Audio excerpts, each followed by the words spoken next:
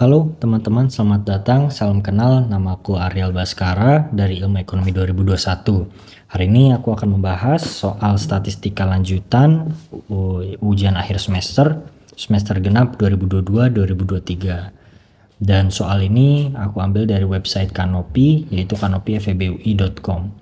Misal teman-teman mau melihat soal-soal dari tahun lainnya atau soal-soal untuk matkul lainnya, teman-teman juga bisa ke website Kanopi. Untuk materi pembahasan dan contoh soal, teman-teman bisa ke link bahan pembelajaranku, yaitu di bit.ly/asisariel. Oke, kita lanjut ke soal pertama. Di soal pertama ini menceritakan bahwa ada seorang pengusaha jamu dan dia memiliki 2 pabrik produksi jamu. Yang pertama di Jakarta, yang kedua di Bandung. Dan simply dia mau melihat apakah volume produksi di kedua pabrik sama atau berbeda justru. Nah, mungkin untuk nge-recall sedikit, kalau sebelum UTS kita tahu bahwa untuk membandingkan rata-rata dua populasi kita menggunakan t-test seperti yang ditulis di baris keempat ini teman-teman. Nah, kalau teman-teman ingat. Tapi ini memerlukan asumsi bahwa sampelnya datang dari populasi yang terdistribusi secara normal. Nah, sayangnya di sini, di kasus ini kita tidak dinyatakan atau tidak bisa mengasumsikan bahwa sampelnya berasal dari populasi yang terdistribusi secara normal. Dan kalau teman-teman juga bisa lihat, sampelnya tuh tidak cukup besar agar kita bisa mengasumsikan central limit theorem. Nah, dan dengan itu kita menggunakan pengujian lain yang bernama Wilcoxon Rank Sum Test. Di PPT ini teman-teman mungkin bisa melihat summary dari masing-masing pengujian non-parametrik. Nah, kalau untuk Wilcoxon Rank Sum Test sendiri, nanti kita akan membandingkan bukan rata-rata lagi, tapi membandingkan median. Nah, kita membuat hipotesis seperti biasa. Kita menyatakan kriteria tolaknya seperti ini. Nah, kalau di pengujian ini, statistik ujinya adalah W, dan nanti kita membandingkan statistik uji itu dengan W lower limit atau WL dan W upper limit. Misal W kita adalah di bawah sama dengan atau di bawah lower limitnya, kita bisa kita bisa menolak H0. Dan jika W statistik kita di atas atau sama dengan upper limitnya, kita juga bisa menolak H0. Itu untuk two-tailed test. Nah, untuk critical value-nya kita alhamdulillah sudah disediakan di soalnya. Nah, dan mungkin ini sedikit singkat cara menghitung atau mendapatkan statistik ujinya. Pertama, kita menggabungkan data dari kedua sampel dan kita mengarrange datanya dari kecil ke besar. Jadi kita gabungkan datanya. Kan tadi ada 2 sampel. Sampel dari Jakarta dan sampel dari Bandung. Kita gabungkan sampelnya dan kita urutkan semuanya berdasarkan dari kecil ke besar. Nah, nanti kita akan memberikan rank dari yang terkecil, dari rank 1 berarti terkecil dan sampai yang terbesar. Kalau misalnya sampelnya tadi kan ada 8 masing-masing sampel, berarti totalnya ada 16. Berarti rank paling besar adalah 16. Nah, nanti kita sum atau kita jumlahkan rank dari sampel yang pertama dan rank dari sampel yang kedua.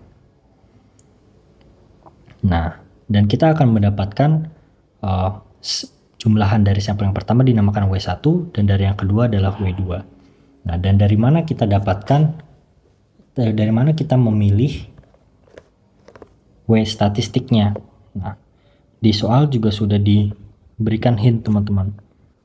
Nah, W statistiknya adalah W1 jika atau penjumlahan dari rank sampel pertama jika jumlah N1 itu kurang dari atau sama dengan N2. Nah, di sisi lain kita akan menggunakan W2 sebagai W statistiknya jika N2 itu lebih kecil daripada N1. Nah, jadi rule of thumb-nya kita menggunakan sampel yang lebih kecil sebagai nanti statistik ujinya. Oke, susunlah hipotesis yang sesuai.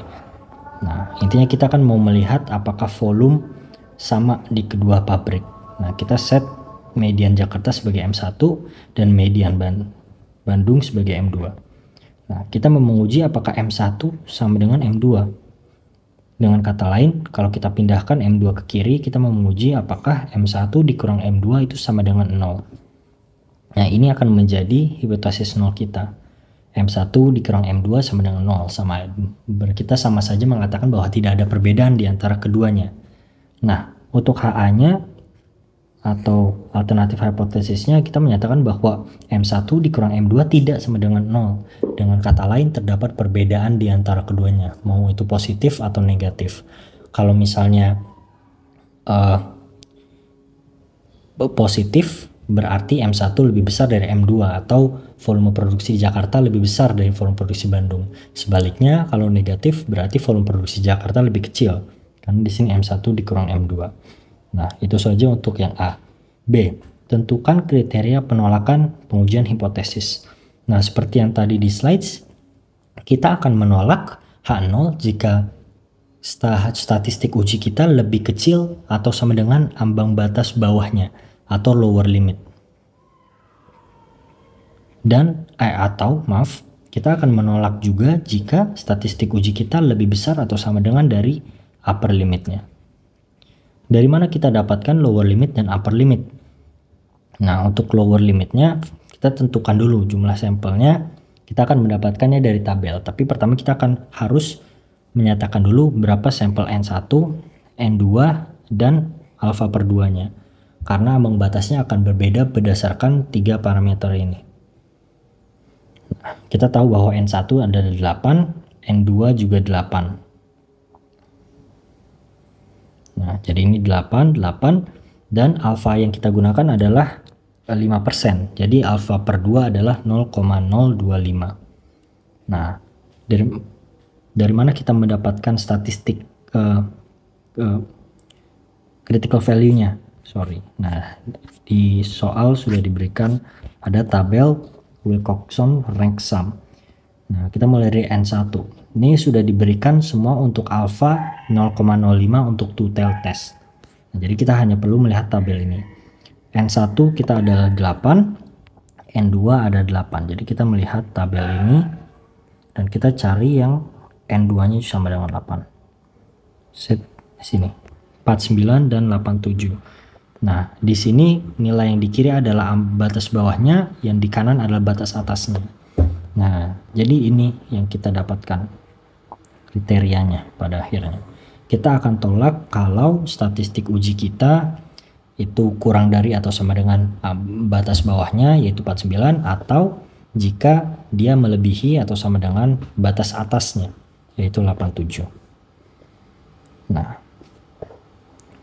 seperti yang teman-teman tadi bisa lihat di PPT, pertama yang kita lakukan adalah menggabungkan kedua sampelnya. Nah, kita gabungkan dan kita urutkan berdasarkan besaran volumenya. Nah, dan di sini adalah step yang teman-teman harus paling berhati-hati, karena kita urutkan berdasarkan yang paling kecil sampai yang paling besar, tidak peduli itu dari Jakarta atau dari Bandung. Nah, kita gabungkan. Mungkin agar lebih memudahkan teman-teman bisa coret nanti di kertasnya. Contoh yang paling kecil di sini adalah 295,6. Teman-teman coret satu. Yang ini yang kedua, ini yang ketiga, ini yang keempat, ini yang kelima, habis itu ini yang keenam, dan seterusnya. Nah, dan setelah itu teman-teman tulis lokasinya dari mana saja. Yang pertama, urut pertama yang paling kecil itu volumenya 295,6 dan berasal dari Bandung, dan seterusnya. Nah, dan teman-teman, kalian memberikan rank ini untuk semua datanya. Rank dari yang paling kecil sampai yang paling besar. Nah, misal ada nilai yang sama. Misal untuk urutan 1, ini sebagai contoh saja, urutan 1 itu ada 295,6, dan data kedua juga ada 295,6. Nah, bagaimana teman-teman akan menaruh ini? Teman-teman tidak bisa memberikan ini urut 1 dan urut 2, tapi teman-teman harus mengambil rata-ratanya. Jadi teman-teman tambahkan 1 ditambah 2 dibagi 2 sama dengan 1,5. Nah, dan dengan begitu urut atau rank dari kedua nilai ini yang sama adalah 1,5 dan 1,5. Nah, bagaimana jika misalnya ada 3 nilai yang sama? Di sini ada 295,6 lagi. Nah, berarti ini kan harusnya urutan 1, 2, dan 3. Teman-teman cari rata-ratanya. 1 ditambah 2 ditambah 3 dibagi 3. Ini sama saja 6 dibagi 3 sama dengan 2. Berarti ini semua rank 2, 2, 2. Nah, itu harus teman-teman perhatikan. Nah, dan sekarang kita jumlahkan semua rank untuk masing-masing pabrik. Nah, di kolom yang ini adalah rank untuk Jakarta, dan di kolom ini rank untuk Bandung. Nah, teman-teman pisahkan masing-masing. Nah, dan di sini teman-teman jumlahkan. Ini adalah W1 berarti, dan ini adalah W2. Nah, dan teman-teman bisa ngetes nih apakah pengerjaan teman-teman udah benar atau belum dengan rule yang ini. Jadi W1 ditambah W2 itu harus sama dengan ini. N1 ditambah N2 dikali N1 ditambah N2 ditambah 1 dibagi 2. Kedua nilai ini harus sama. Dan kalau kita tes, 65 ditambah 71 sama dengan 136. Dan ini juga sama dengan 136. Jadi pengerjaan kita udah benar. Nah, dan tadi kita sudah menentukan bahwa W-stat kita atau statistik uji kita adalah W1. Karena karena kita memenuhi kriteria yang ini. Kita gunakan W1 jika sampel 1 itu lebih kecil atau sama dengan sampel 2. Nah, ini statistik uji kita. Jadi kita sudah menemukan statistik uji kita, dan kita juga udah punya kriteria kita. Terakhir, bagaimana kesimpulannya? Nah, karena kriteria tolak kita tuh tidak terpenuhi, maka kita gagal menolak H0. Dengan kata lain, pada tingkat signifikansi 5% tidak ada cukup bukti untuk menolak. Tidak ada cukup bukti untuk menolak bahwa volume yang dihasilkan di kedua pabrik sama. Oke, itu untuk nomor yang pertama. Kita lanjutkan ke nomor yang kedua. Nah, di nomor yang kedua kasusnya adalah lembaga demografi diminta bantuannya oleh Pemkot Depok untuk menyelidiki apakah ada korelasi antara tingkat pelayanan dan tingkat kepuasan layanan dinas kependudukan dan pencatatan sipil. Nah, dan masing-masing nilainya adalah skala Likert, yang 1 bernilai sangat buruk, 2 buruk, 3 agak buruk, 4 agak baik, 5 baik, dan 6 sangat baik. Jadi kalau kalian bisa lihat, nomor-nomor ini adalah sebenarnya kode untuk sebuah data kualitatif. Nah, kualitatifnya adalah kategori yang bisa bernilai sangat buruk, buruk, agak baik, baik, dan sangat baik. Dan biar lebih gampang diolah, kita berikan sebuah kode untuk data-data atau kategori-kategori ini, 1 sampai 6. Nah, dan yang menjadi tujuannya adalah kita mau melihat apakah ada korelasi antara tingkat pelayanan dan tingkat kepuasan. Nah, misalnya kita mau melihat apakah dengan semakin tingginya tingkat pelayanan, apakah tingkat kepuasan juga semakin tinggi atau malah makin turun, atau tidak ada kehubungan antara keduanya. Itu yang mau dilihat di sini. Nah, pertanyaan A, hitunglah koefisien korelasi untuk melihat apakah terdapat hubungan antara tingkat pelayanan dan tingkat kepuasan. Oke, teman-teman, mungkin di sebelum UTS setelah UTS kita sebelum belajar regresi, kita juga sempat belajar tentang correlation. Nah, tapi yang correlation yang kita pelajari di situ Pearson correlation. Dan Pearson correlation itu digunakan untuk data yang bersifat interval atau ratio. Nah, sedangkan data yang kita punya di sini bukan kedua data tersebut. Data yang kita punya di sini berbentuk data ordinal. Nah, yaitu data yang sebenarnya tidak berarti sebenarnya data kualitatif, tapi kita bisa urutkan dari yang paling kecil nilainya sampai yang paling besar. Nah, jadi di sini kita sebenarnya tidak bisa menggunakan Pearson correlation karena kita tidak memiliki data interval atau ratio, kita punya data ordinal. Nah, dan untuk itu kita akan menggunakan pengujian non parametrik lainnya, yaitu kalau untuk di sini kita akan menggunakan Spearman rank. Nah, seperti yang teman-teman bisa lihat di sini aku udah tulis Spearman Pearson correlation untuk data yang bersifat interval dan ratio, sedangkan Spearman rank untuk data yang bersifat ordinal. Nah, recall lagi ada satu lagi tipe data yang berbentuk nominal.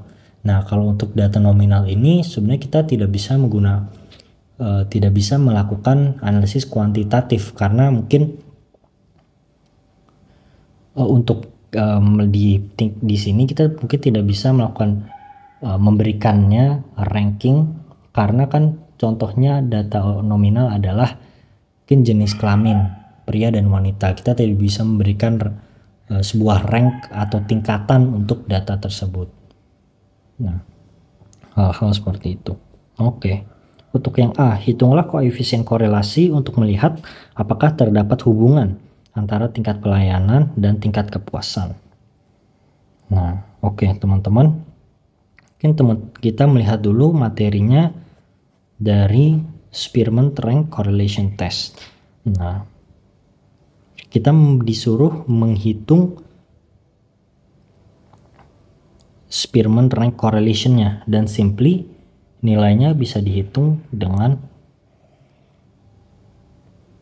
formula yang ini. RS atau correlation coefficient-nya itu sama dengan 1 dikurang N sigma D kuadrat dibagi N kali N square min 1. Nah, dan mungkin yang di sini yang kita harus cari duluan adalah nilai ini. D. Apa itu D? Nah, D adalah perbedaan antara rank dari variabel 1, observasi 1, dan rank dari variabel 2, observasi 2. Nah, mungkin untuk lebih jelasnya kita langsung lihat ke soalnya. Nah, di sini kita udah punya pengguna dari pengguna 1 sampai 15. Untuk pengguna 1 dia memberikan pelayanannya 6 atau sangat baik. Dan dia memberikan tingkat kepuasan dia juga 6. Sedangkan untuk orang kedua dia memberikan tingkat pelayanannya 4 atau agak baik dan kepuasannya 5 baik. Ketiga dia juga sama, agak baik dan baik. Nah, dan untuk itu kita set dulu rank untuk masing-masing observasi dan masing-masing variabel. Nah, kita rank dari yang biar gampang kita rank dari yang paling kecil dulu, yaitu yang bernilai 1 atau sangat buruk. Nah, kita lihat untuk pelayanan atau variabel 1 ada berapa nilai 1. Di sini 1. Nah, hanya 1. Jadi di sini kita bisa berikan nilai 1. Next kita ke yang 2. 2 sama dengan buruk. 1, sini ada 1, ada 2, ada 3. Nah, berarti untuk nilai 2 ini ada 3 observasi. Berarti harusnya dia ada di observasi antara 2, 3, atau 4. Nah, seperti yang tadi aku udah ceritain, misal kita ada nilai yang sama, kita rata-ratakan ranknya untuk mendapatkan rank akhirnya. Tadi kan ada 3 observasi 2 yang harusnya berada di rank 2, 3, dan 4. Nah, ini kita cari rata-ratanya dan kita dapat hasilnya sama dengan 3. Nah, berarti untuk masing-masing nilai observasi yang bernilai 2, kita set dia ranknya sebagai 3. Nah, kita lakukan hal yang sama juga untuk yang nilai selanjutnya. Nilai selanjutnya adalah 3. 3 di sini ada 1, ada 2, ada 3. Nah, berarti dia harusnya mengisi rank 5, 6, dan 7. Kita cari rata-ratanya sama dengan 6. Nah, dan dengan begitu untuk masing-masing observasi 3 kita kasih rank 6. Nah, kita lakukan juga untuk 4, 5, dan 6. Nah, rank untuk pelayanan sudah selesai. Kita lanjut ke rank yang kepuasan. Kita cari semua ranknya. Nah, dan setelah itu kita hitung D. D adalah perbedaan antara rank pelayanan dikurang rank kepuasan. 13,5 dikurang 14,5 sama dengan negatif 1. 8,5 dikurang 12 sama dengan negatif 3,5. 8,5 sama dengan dikurang 12 sama dengan segini. 6 dikurang 12 sama dengan negatif 6. Nah, untuk mengecek apakah perhitungan teman-teman sudah benar atau enggak, penjumlahan dari semua D ini akan harus sama dengan 0. Nah, kalau sudah sama dengan 0, kemungkinan besar pengerjaan teman-teman sudah benar sampai sini. Nah, setelah itu kita kuadratkan D. Negatif 1 pangkat 2 sama dengan 2, negatif 1 di pangkat 2 sama dengan 1, negatif 3,5 di pangkat 2 sama dengan 12,25, dan seterusnya. Nah, dan kita jumlahkan juga D ini sama dengan 205. Nah, sehingga kita sudah dapat nilai ini teman-teman yang tadi kita cari. Nah, kita juga udah tahu N-nya berapa, N-nya ada 15. Jadi kita tinggal masukin 1 dikurang 6 dikali 205 dibagi 15 ke dalam kurung 15 pangkat 2 minus 1. Nah, kita dapat koefisien korelasinya segini, 0,634. Oke, kita keep dulu itu. Pertanyaan yang B, interpretasikan hasil dari koefisien korelasi yang Anda dapatkan pada butir soal A. Nah, jadi teman-teman seperti Pearson correlation juga, ini nilainya tuh di antara negatif 1 dan 1. Nah, kalau 0 itu berarti tidak ada hubungan. Sedangkan kalau 1 tuh hubungannya strong, very strong, dan positif. Sedangkan negatif 1 sangat kuat dan negatif. Nah, untuk acuannya di sini aku pakai dari Densi dan Raidi 2004. Dimana kalau nilainya itu lebih dari atau sama dengan 0,7, bisa positif bisa negatif, itu berarti very strong. Nah, kalau 0,4 sampai 0,69 berarti strong. Yang paling kecil adalah 0,01 sampai 0,15 yang berarti no relationship. Karena kita nilai koefisiennya adalah 0,634, berarti kita bisa melihat bahwa ada hubungan positif yang kuat antara tingkat pelayanan dan tingkat kepuasan. Oke. Nah, untuk yang C, ujilah hipotesis yang menyatakan bahwa ada korelasi antara tingkat pelayanan dan tingkat kepuasan pada pengguna layanan Disduk Capil Kota Depok pada alfa sama dengan 5%. Nah, untuk pengujian apakah koefisien yang kita dapatkan itu signifikan pada alfa 5%, kita mulai dengan menulis hipotesisnya dulu. Nah, hipotesisnya ini adalah rho. Rho adalah correlation coefficient untuk populasinya. Nah, H0 adalah rho sama 0. Dengan kata lain, tidak ada hubungan. Alternatif hipotesisnya adalah rho tidak sama dengan 0. Yang berarti ada hubungan, mau itu positif atau negatif. Nah, kita set kriteria tolaknya. Kita akan tolak H0 jika, nah di sini aku pakai p-value ya teman-teman, p-value approach. Nah, kita akan pakai p-value, kita akan gunakan p-value approach, di mana kita akan tolak H0 jika p-value-nya tuh kurang dari alfa per 2, yaitu segini. Nah, mungkin untuk gambarannya seperti ini teman-teman. Nah, ini ada sebuah normal distribution. Oh ya, mungkin sedikit background dulu kenapa sekarang kita bisa pakai normal distribution, karena ada informasi tambahan teman-teman. Kalau misalnya di non-parametric test ini khusus untuk beberapa, salah satunya termasuk Spearman Rank Correlation, jika n-nya tuh lebih besar atau sama dengan 10, sampling distribution of R can be approximated by the normal distribution. Nah, Jadi untuk pengujiannya kita bisa pakai uji Z, dimana nanti nilai Z-nya adalah ini. Koefisien korelasinya dikali akar dari N-1. Nah. Oke, teman-teman. Nah, di sini aku lanjut pakai p-value approach. Nah, kita akan tolak H0 jika misal statistik uji kita berada di sini atau di sini. Intinya adalah di area yang di dalam area 0,025 ini dan 0,02 ini. Bisa lebih kecil atau bisa lebih besar. Nah, untuk mencari p-value-nya kita cari dulu statistik ujinya menggunakan rumus yang tadi. Z sama dengan RS dikali akar dari N-1. Coefficient correlation-nya kita sudah dapat tadi. Sorry, ini 0,634. Nah, ini 0,634 dikali akar segini. Nah, dan dengan begitu ini harusnya hasilnya mungkin tidak jauh berbeda atau bahkan lebih besar dari ini ya teman-teman.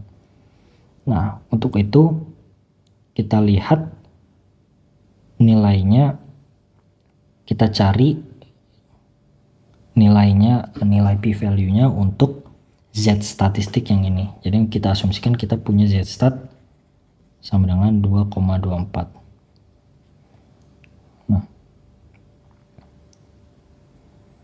oke, untuk Z stat 2,24 berarti nilainya ada di sini 2,24. Nah, dan teman-teman, untuk ini kita cari p-value-nya berapa sih probability Z lebih dari 2,24. Berapa sih probability-nya? Probability-nya akan digambarkan oleh area yang aku arsir ini. Nah, sebenarnya dia bisa aja di sini atau bisa di sini. Kita harus cari dulu berapa probability-nya. Dan untuk itu kita bisa menggunakan Z table. Oke. Nah, untuk Z table kita cari yang nilainya 2,24. Nah, di sini ada 2,2 dan kita cari yang tambahan 0,04-nya. Nah, ada di sini. Nah, tapi teman-teman harus ingat bahwa nilai-nilai yang ditujukan di Z table ini adalah probability atau area yang di kiri nilai Z-nya.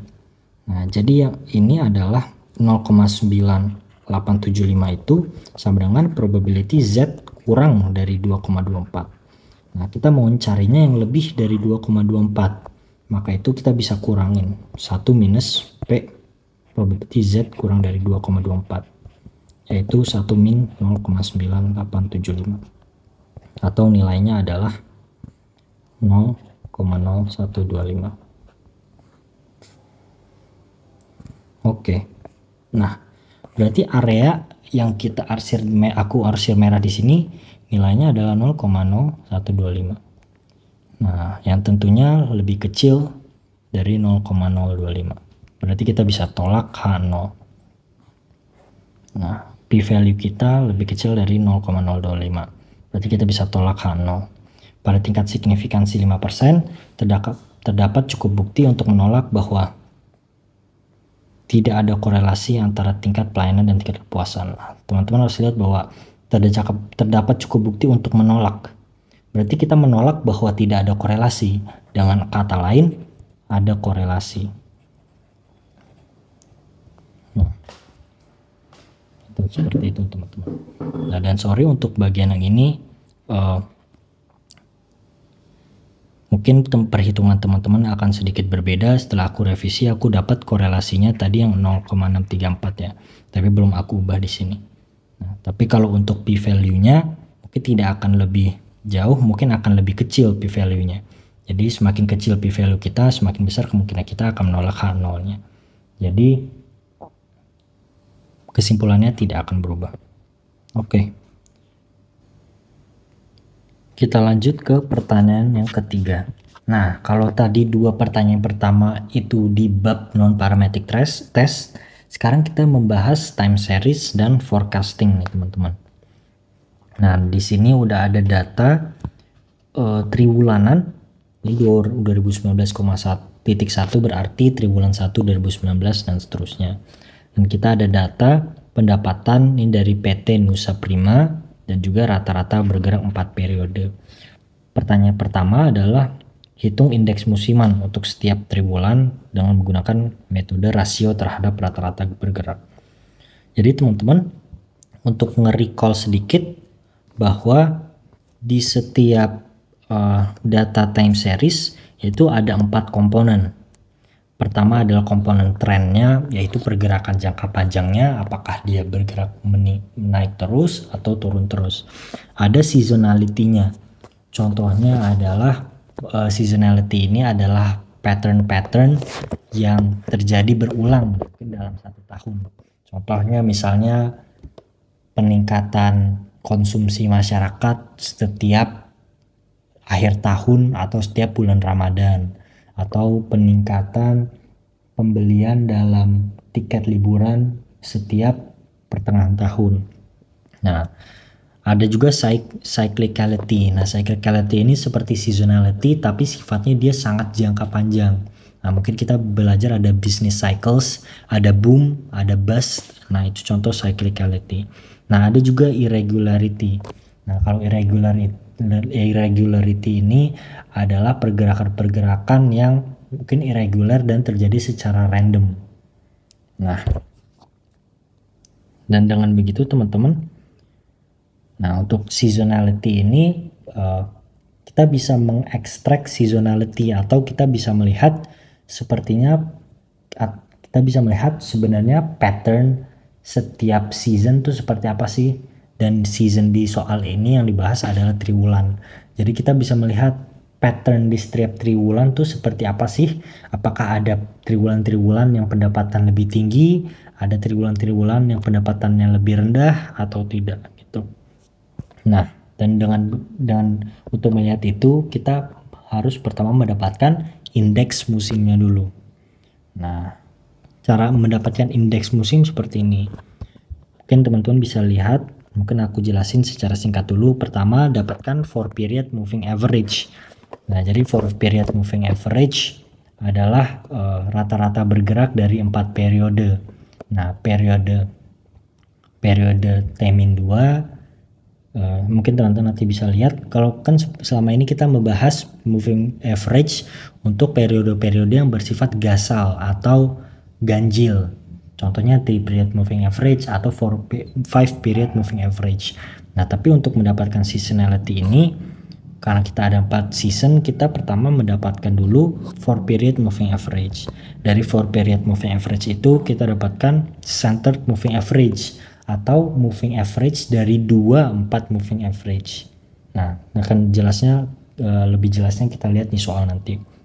Dari situ kita dapatkan rasio dari kita perbandingkan nilai aktualnya dengan nilai centered moving average-nya. Nah, setelah mendapatkan rasionya, kita rata-ratakan rasionya untuk masing-masing triwulan. Nah, dan dari situ nanti kita akan mengadjust rata-rata triwulanannya dan kita dapatkan indeks musimnya. Untuk lebih jelas lagi kita langsung lihat di soalnya. Oke. Nah, di sini kita sudah diberikan triwulan 1 2019 pendapatannya 12, triwulan 2 2019 19. Nah, dan ini miliar ya, berarti 12 miliar 19 miliar. Dan kita dapatkan 4 period moving average-nya. Nah, 4 period moving average-nya ada untuk periode ini, berarti ini adalah periode 2019 2,5 teman-teman sebenarnya. Nah, ini kan diantaranya ya, jadi sebenarnya kita tidak bisa menyatakan ini di triwulan berapa, karena ini sebenarnya kan triwulan 2,5. Nah, untuk dapat 4 period moving average untuk triwulan 2,5 ini adalah rata-rata dari pendapatan triwulan 1 2019, triwulan 2 2019, triwulan 3, dan triwulan 4. Kita dapat 4 period moving average-nya. Kalau untuk yang 2019 3,5, yaitu untuk dari yang ini ini, dan ini, dan seterusnya. Kita dapatkan ini.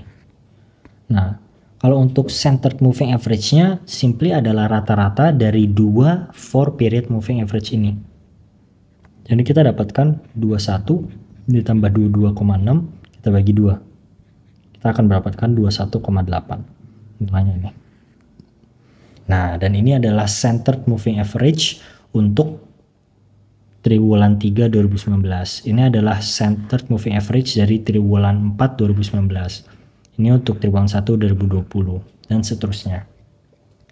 Nah, dan dari situ teman-teman kita bagikan pendapatan aktualnya dengan centered moving average-nya untuk mendapatkan rasionya.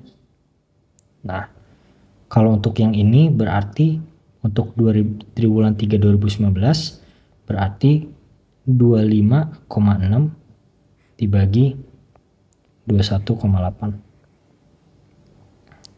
Nah, mungkin kalau teman-teman akan mendapatkan di sini sekitar 1,17 ya. Nah, tapi mungkin biar gampang, biar nanti kita membandingkannya dengan 100%, kita di sini kalikan 100. Nah, kalau teman-teman kalikan 100 di step-step selanjutnya harus sama juga nanti. Nah, kalau teman-teman tidak mau mengalihkan dengan 100, nah di sini kita juga bisa, nanti akan indeksnya tetap 1,7, rasionya 1,17, ini 1,2, ini 0,78 dan seterusnya. Ini agar gampang aja. Jadi sekitar 117,43. Nah, kita hitung untuk semua triwulanannya. Dan kita gabungkan di sini. Kita ubah jadi tabel yang seperti ini, di mana kuartalnya sekarang di sini masing-masing kolom itu menunjukkan masing-masing triwulan dan masing-masing baris menunjukkan masing-masing tahun. Dan di sini adalah nilai-nilai rasionya. Rasio antara nilai aktual dan centered moving average. Kita tinggal pindahkan. Di sini kan untuk nilai 2019 triwulan 1 dan 2019 triwulan 2 kan tidak ada ya teman-teman. Berarti nanti di bawah kita kosongkan. Yang ada mulai dari triwulan 3 2019 yaitu 117,43. Kita masukin di sini. 2019 triwulan 3. Kalau untuk ini 120,44 triwulan 4 2019. Kita masukkan di sini dan seterusnya. Nah, dan untuk masing-masing nilai ini kita rata-ratakan. Yang di sini kita akan dapatkan sebagai variasi musimnya. Nah, 78,8 ditambah 75,98 kita bagi 2, kita akan dapatkan 77,39. 82,62 ditambah 80,83 dibagi 2 kita dapat 81,73. Nah, dan kita jumlahkan ini semua. Nah, dan kalau kalian teman-teman lihat penjumlahannya 398,34. Nah, dan seharusnya teman-teman penjumlahannya itu semua sama dengan 400. Nah, karena ada 4 musim. Makanya misal masing-masing musim itu sama dengan 100%, makanya penjumlahan 4 musim harusnya 400. Nah, dan di situ dan dengan mengadjust ini supaya penjumlahannya jadi 400 baru kita mendapatkan indeks musimnya. Nah, caranya adalah dengan begini teman-teman. Nah, di sini teman-teman kita harus dapatkan dulu correction factornya. Untuk mendapatkan correction factor aku tulis CF adalah 400 dibagi dengan penjumlahan ini semua 77,7 ditambah 82,1 ditambah 116,8 ditambah 123,4. Teman-teman akan dapatkan correction factornya ini. Nah, dan untuk dari VM untuk mendapatkan indeks musimnya tinggal dikalikan. VM variasi musim untuk triwulan 1 dikalikan dengan correction factornya, teman-teman akan mendapatkan ini indeks musimnya. Seperti itu teman-teman. Nah, ada cara lain juga sebenarnya teman-teman, tanpa harus mencari CF ini. Nah, cara lainnya adalah teman-teman simply, contoh untuk yang 77,7 ini 77,7 teman-teman kalikan dengan 400, sorry, bukan 77,7 yang sebelumnya, yang variasi musimnya, 77,39 dibagi total yang sebelumnya 398,34, teman-teman kalikan 400, ini akan dapat 77,7. Sama juga untuk yang triwulan 2 81,73, teman-teman bagi dengan 398,34 dikalikan dengan 400 akan dapat 82,1 dan seterusnya. Nah, untuk menguji apakah teman-teman udah benar atau enggak, hasil akhirnya harus sama dengan 400. Nah, kita udah dapat indeks musimnya. Selanjutnya, interpretasikan nilai indeks musiman untuk triwulan 4 berdasarkan hasil yang kita dapat. Untuk triwulan 4 indeks musimnya 123,4. Nah, ini kita bandingkan 123,4. Kita kurangin dulu dengan 100 untuk dapatkan persentasenya, teman-teman. Karena pembandingnya ini adalah 100%. Kalau 100% adalah nilai normalnya, kita lihat 123,4 dikurang 100, kita dapat 23,4. Nah, ini artinya apa sih 23,4 ini? Berarti pendapatan triwulanan PT Nusa Prima pada triwulan 4 23,4% lebih tinggi dibanding rata-rata pendapatan triwulanan. Nah, kita lihat lagi teman-teman. Kita ambil contoh yang triwulan 1. Bulan 1. Nilainya kan 77,4 ya. 77,7. Nah, mungkin kita bulatkan ke 78. Nah, kita kurangin 78 dikurang 100 sama dengan mungkin negatif 22. Nah, yang berarti adalah di triwulan 1 pendapatannya rata-rata 22% lebih kecil dari rata-rata pendapatan triwulanan. Itu berarti teman-teman. Nah, kalau 82,1 untuk triwulan 2 berarti dia pendapatannya juga 12% lebih kecil. Nah, itu teman-teman cara menginterpretasikannya. Kalau di awal teman-teman nggak kali dengan 100, tapi tetap pakai yang biasa, nggak dikalikan dengan 100, nanti nilai-nilai ini juga teman-teman bandinginnya bukan dengan 100, tapi dengan 1. Nah, kayak gitu teman-teman. Contohnya kalau misalnya untuk 77,7, kalau misalnya teman-teman dari awal nggak kali dengan 100, berarti nanti dia nilainya akan 0,77. Nah, ini teman-teman bandingkan dengan 1. Berarti 0,77 di minus 1 sama dengan 0,23. Nah, 0,23 ini interpretasinya sama aja, negatif 0,23. Berarti triwulan 1 pendapatannya 23% lebih rendah. Jadi sama aja teman-teman, tapi harus konsisten dari awal. Oke, untuk yang C, berdasarkan data pendapatan yang terbebas dari musiman atau deseasonalized data, diperoleh perhitungan Excel untuk regresi sampel YT sama dengan B0 tambah B1T. Pada tabel 4, buatlah prediksi pendapatan PT Nusa Prima triwulan 1 tahun 2022 dengan memasukkan efek seasonal. Oke. Jadi mereka melakukan regresi dengan data yang sudah dihilangkan seasonal effects-nya atau efek dari pattern musimannya. Dan ketika melakukan regresi yang keluar ini. Nah, kita diminta melakukan forecasting untuk triwulan 1 2022. Kalau ini kan hanya untuk sampai triwulan 4 2021. Kita melakukan prediksi untuk triwulan yang selanjutnya. Nah, kita tulis ulang model regresinya seperti ini. Y-cap sama dengan B0 tambah B1T. Kita udah dapat dari tabel regresi ini teman-teman bahwa interceptnya atau B0-nya adalah segini dan koefisien B1-nya untuk variabel T atau waktu adalah 1,251. Kita masukkan ke persamaan regresi kita jadi seperti ini. Nah, dan teman-teman untuk melakukan untuk periode yang selanjutnya, kita tinggal merubah T ini. Nah, jadi tapi teman-teman jangan memasukkan di sini 2022 karena T ini adalah nilai yang bernilai dari 1 sampai tak hingga gitu.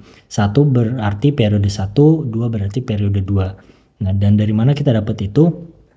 Nah, dari sini kita udah set awalnya adalah periode 1 yang berarti 2019,1 adalah periode 1. 2019,2 adalah periode 2. And so on, seterusnya ini periode 3, periode 4, periode 5, seterusnya yang berarti ini adalah periode 12. Nah, dan begitu 2022 periode triwulan 1 adalah periode ke-13. Nah, dan dengan begitu yang kita masukkan di sini adalah 13. Ini T-nya. Kita masukkan 17,088 ditambah 1,251 dikali 13, kita dapat nilainya segini. Nah, tapi teman-teman 33,351 miliar ini belum kita masukkan unsur seasonalnya, baru unsur tren biasa. Untuk mendapatkan unsur seasonalnya, kita kalikan dengan indeks musimnya. 33,351 kita kalikan dengan indeks musim. Indeks musim dari triwulan 1 adalah 77,7. Nah, dan teman-teman di sini jangan lupa harus dibagikan 100. Karena kita ini dari awal indeksnya bikin dalam dikali 100. Kalau misalnya teman-teman tadinya tidak kali 100, di sini tidak perlu dibagikan 100. Tapi karena aku dikali 100, di sini aku bagi 100 lagi. Dapat nilainya 25,9. Nah, jadi forecast kita untuk triwulan 1 2022 adalah 25,9 miliar. Itu untuk soal yang ketiga. Lanjut ke pertanyaan yang keempat. Pertanyaan yang keempat materinya adalah regresi. Nah, jadi untuk sedikit nge-refresh, regresi adalah statistical analysis di mana kita mau melihat dampak dari satu variabel atau kita sebut variable dependent terhadap variabel dependent. Nah, kalau di sini teman-teman kasusnya adalah seorang ahli demografi, dia mau melihat apa aja sih determinan-determinan dari ketimpangan pembangunan teknologi digital antar provinsi. Nah, unit analisisnya adalah provinsi. Nah, jadi biar teman-teman kebayang, data yang dia kumpulkan adalah data-data per provinsi. Jadi bukan perusahaan, bukan orang, tapi per provinsi teman-teman. Akan ada provinsi 1, provinsi 2, provinsi 3, dan seterusnya. Dan ada 4 variabel di sini. Variabel yang pertama, variabel dependentnya adalah persentase remaja dewasa usia 15-59 yang memiliki keterampilan TIK. Nah, jadi berapa sih proporsi remaja dan orang dewasa di provinsi tersebut yang memiliki keterampilan TIK? Nah, 3 variabel independennya adalah rasio ketergantungan usia, yaitu banyaknya penduduk per 100 penduduk yang banyaknya penduduk tidak produktif per 100 penduduk produktif. Ketiga, indeks pembangunan manusia. Keempat, wilayah yang dibagi menjadi Sumatera, Jawa, Bali. Region sama dengan 1, Sumatera, Jawa, dan Bali. Nah, jadi teman-teman, variabel keempat ini, variabel region, merupakan variabel dummy. Variabel dummy dia akan bernilai 1 jika provinsi tersebut ada di wilayah Sumatera, Jawa, dan Bali, dan bernilai 0 jika di luar ketiga wilayah tersebut. Contoh, misalnya nanti kita menganalisis provinsi Sumatera Utara, variabel dummy ini akan bernilai 1 karena dia ada di Sumatera. Jawa Barat juga bernilai 1. Provinsi Bali juga bernilai 1. Nah, sedangkan kalau untuk contoh provinsi Sulawesi Tengah, dia tidak akan bernilai 1, tapi dia akan bernilai 0. Nah, karena dia ada di luar ketiga provinsi ini. Oke. Kita disajikan hasil regresinya di ketiga tabel ini. Pertama, lengkapi tabel output regresi di atas. Oke, ada 6 informasi yang hilang yang harus kita lengkapi. Pertama adalah R-square. Nah, kalau teman-teman lihat di bawah, kita dikasih rumus R-square-nya, yaitu 1 minus SST dibagi SST. Nah, untuk SSE atau dengan kata lain SS residual, sum of squares residual, nah atau error di sini, error adalah poin ketiga.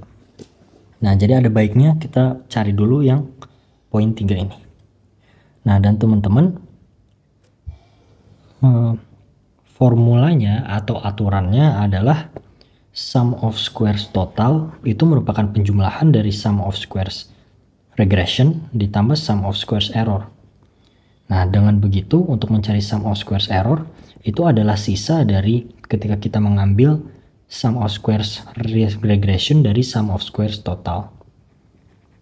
Kita memiliki informasi SST di sini atau totalnya, yaitu 4457,825 dan sum of squares regressionnya adalah 3769,674. Kita ambil selisihnya 688,151. Jadi itu adalah sum of squares errornya.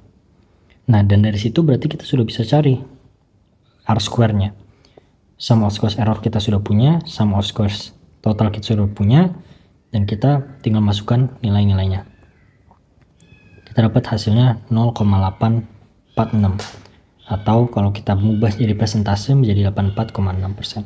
Apa sih artinya 84,6% ini?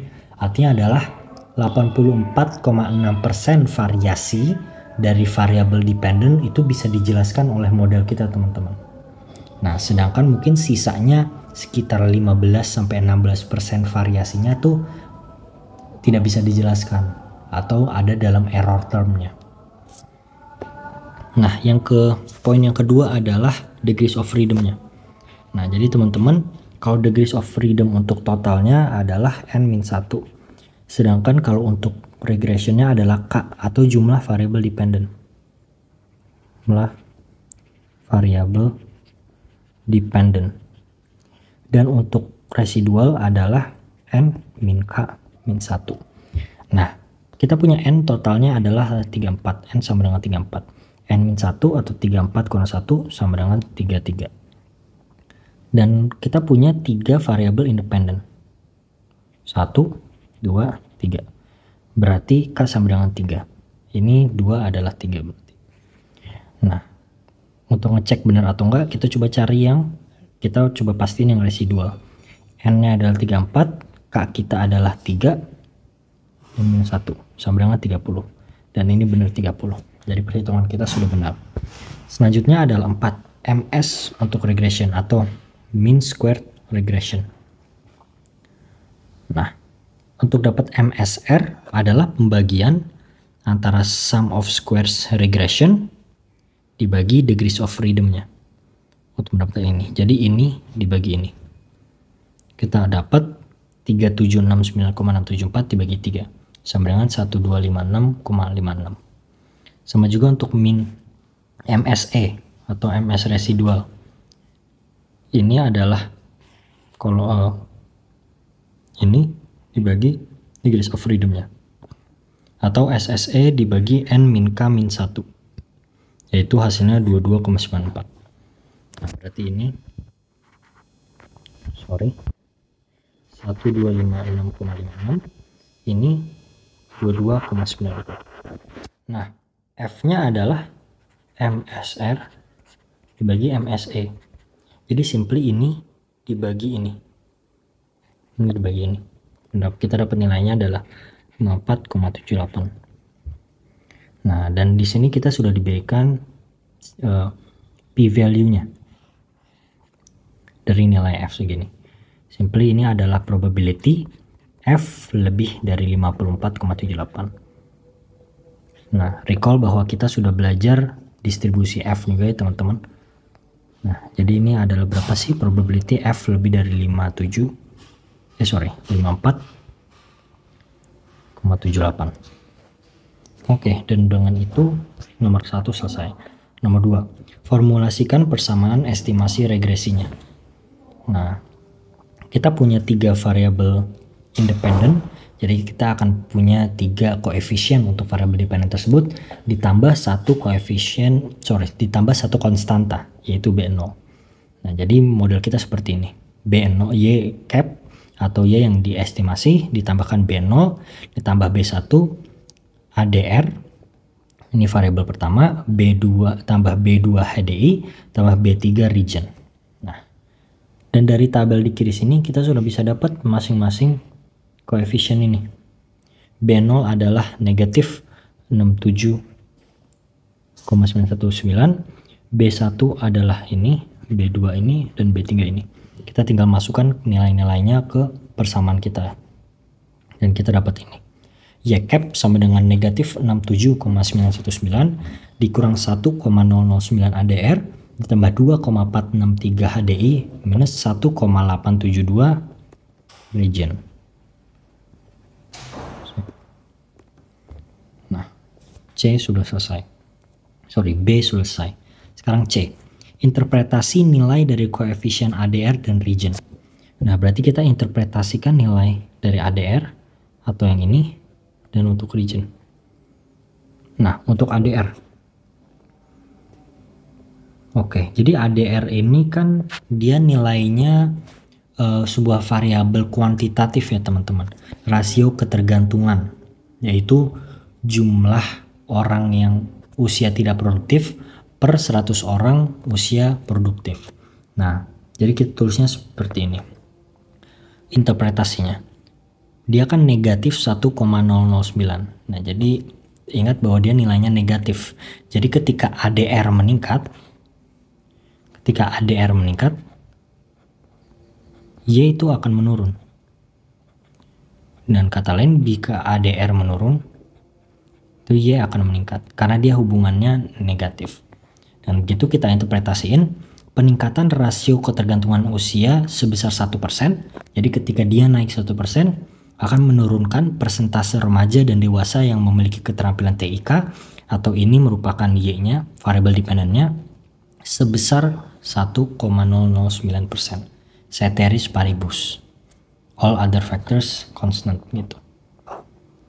Nah, itu untuk interpretasi variabel ADR. Untuk variabel region, teman-teman harus ingat bahwa variabel region ini adalah sebenarnya variabel kualitatif. Dia untuk mengkategorikan apakah suatu provinsi itu di wilayah Sumatera, Jawa, atau Bali. Nah, tapi kita mengkuantifikasikannya dengan membuatnya dari variabel dummy yang bernilai 0 atau 1. Nah, untuk variabel dummy tersebut teman-teman bisa interpretasinya seperti ini. Nah, teman-teman harus lihat dulu bahwa ini nilainya negatif 1,872. Nah, dan kalau untuk variabel dummy itu kita membandingkannya dengan sebuah acuan atau baseline-nya.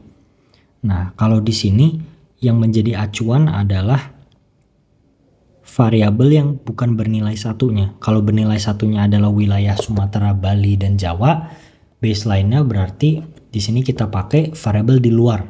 Nah, mungkin kita lihat dulu interpretasinya.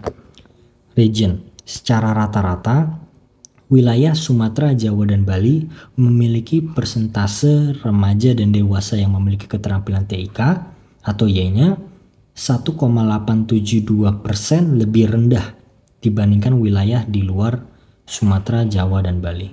Nah, jadi begitu teman-teman untuk interpretasi variabel dummy-nya. Kita bandingkan dia dengan variabel yang menjadi baseline-nya, atau kalau di sini nolnya. Contoh, misal kita punya variabel B1, di sini variabel dummy-nya adalah laki-laki. Yang berarti dia akan menjadi bernilai 1.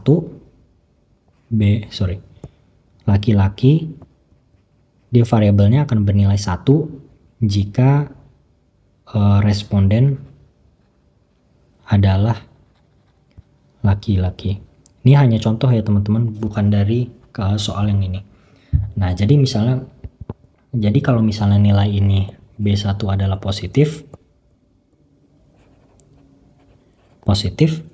dia berarti secara rata-rata nilainya untuk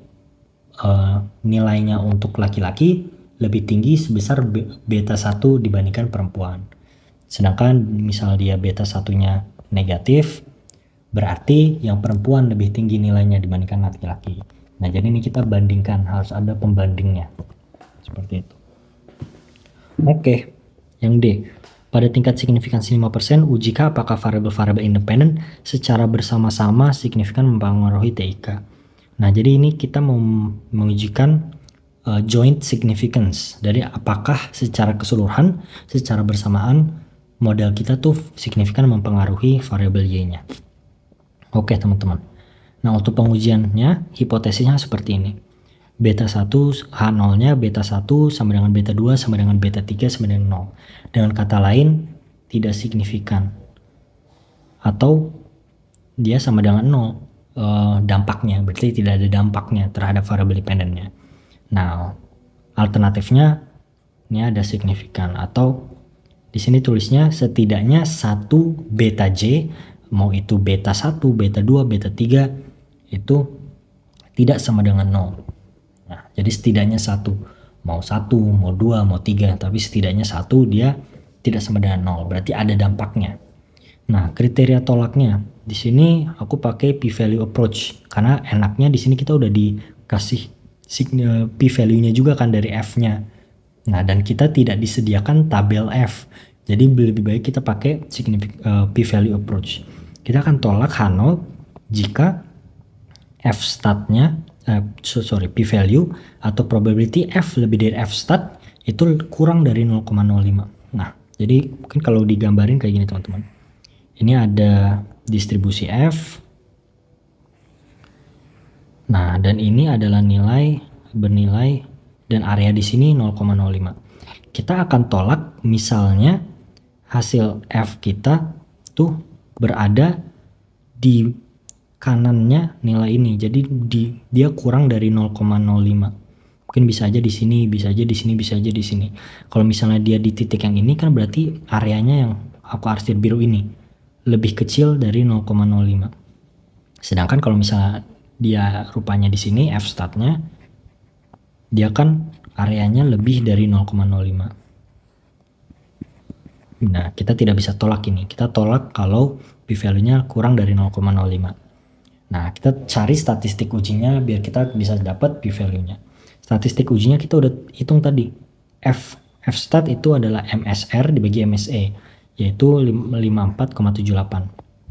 Nah, dan kita cari p-value-nya. Dan kita udah langsung dikasih di tabelnya. Nah, nilainya itu ini. Dan dengan kata lain, ini tuh mendekati 0. Nah, otomatis jauh lebih kecil dari 0,05. Dan dengan begitu kita tolak H0.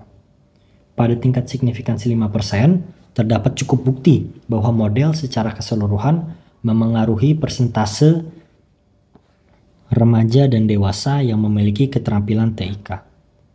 Oke. Pada tingkat signifikansi 5%, ujilah apakah region secara individu signifikan mempengaruhi TIK. Jadi karena kita mau melihat hanya satu variabel, yaitu variabel region. Kita tulis hipotesisnya seperti ini. Nah, region kan kalau kita lihat dalam model kita itu tadi beta 3. Nah, atau B3 di sini. Nah, jadi hipotesisnya adalah H0-nya B3 sama dengan 0. Sedangkan alternatifnya B3, beta 3 tidak sama dengan 0. Kriteria tolaknya di sini aku pakai p-value approach lagi. Karena di tabel di kiri kita udah dikasih nih p-value-nya. Kita akan tolak jika p-value-nya kurang dari 0,025. Nah, dengan kata lain itu di sini kayak gini teman-teman. Ini ada area 0,025, di sini juga 0,025. Nah, kita akan tolak misal dia ada di sini, nilainya tuh ada di sini. Di sini ke kiri atau ke kanan. Tapi kalau misalnya dia di tengah-tengah, berarti nggak bisa kita tolak. Nah, statistik ujinya. Untuk mendapatkan t-stat, rumusnya tuh seperti ini teman-teman.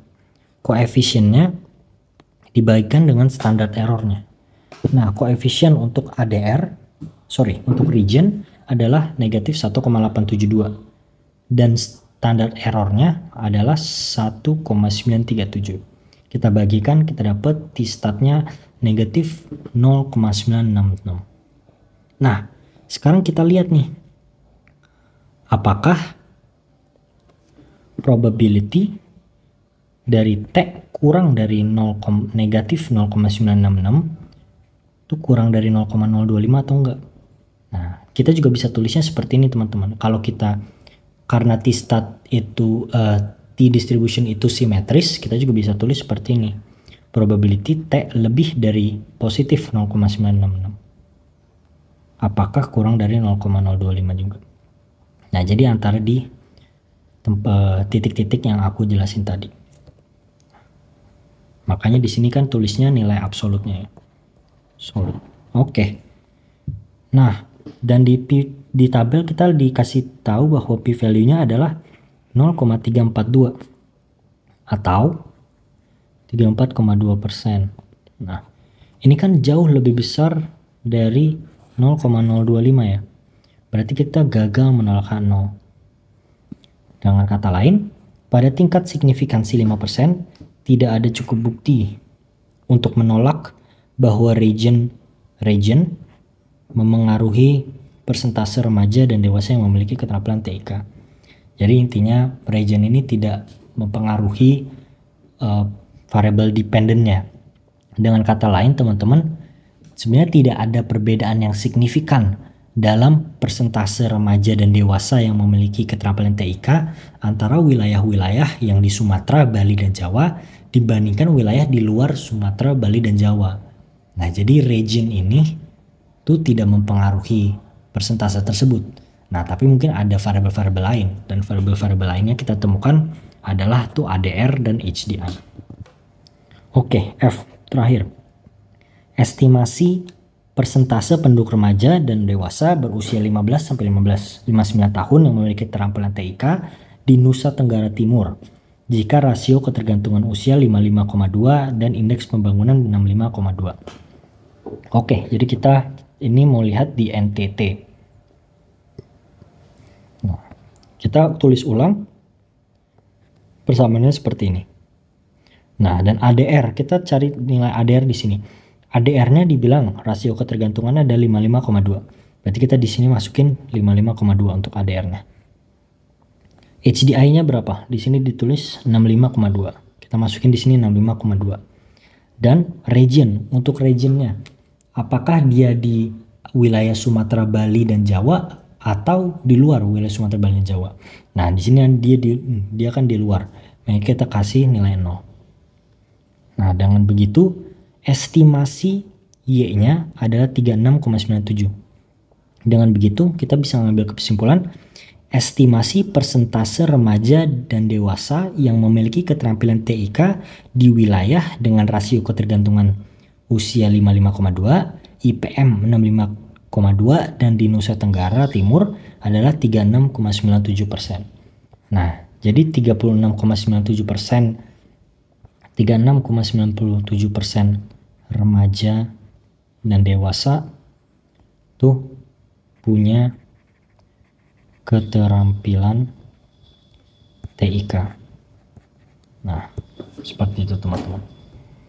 Nah, jadi itu saja pembahasan dari soal UAS Statlan kali ini. Mohon maaf jika ada salah kata, dan mungkin kalau misalnya teman-teman menemukan jawaban yang berbeda, itu bisa disebabkan oleh beberapa hal. Kalau misalnya memang ada kesalahan dalam perhitunganku, teman-teman boleh kabarin teman-teman Kanopi biar nanti direvisi. Dan mungkin itu sih teman-teman ya, mungkin cara secara kasarnya cara mengerjakannya seperti itu, dan mungkin bisa aja aku dan teman-teman dapatkan nilai yang jawaban yang sedikit-sedikit berbeda. Nah, dengan itu terima kasih teman-teman, semangat belajarnya, good luck untuk ujiannya. Terima kasih.